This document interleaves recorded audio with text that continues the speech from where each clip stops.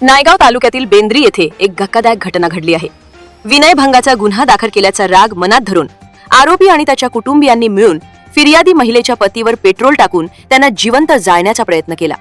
मिळालेल्या माहितीनुसार बेंद्री येथे संतोष माधवराव बेंद्रीकर हा त्याच्या शेजारी राहणाऱ्या एका विवाहितेचा छळ करत होता। 22 डिसेंबर रोजी त्याने या महिलेचा विनयभंग केला, ज्या प्रकरणी नायगाव पोलीस ठाण्यात गुन्हा दाखल करण्यात आला होता। 28 डिसेंबर रोजी पोलिसांनी त्याला ताब्यात घेतले, मात्र न्यायालयानं त्याची जामिनावर मुक्तता केली। जामिनावर बाहेर आल्यानंतर आरोपीच्या कुटुंबियांनी फिर्यादी पक्षावर दबाव टाकण्यास सुरुवात केली। 29 डिसेंबर रोजी पहाटे 5:30च्या सुमारास आमच्यावर गुन्हा का दाखल केला असा जाब विचारत वादाला तोंड फुटले।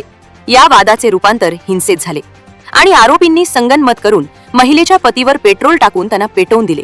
या भीषण हल्ल्यात महिलेचे पती गंभीर जखमी झाले आहेत। पोलिसांनी या प्रकरणी मुख्य आरोपीसह तिघांना अटक केली आहे।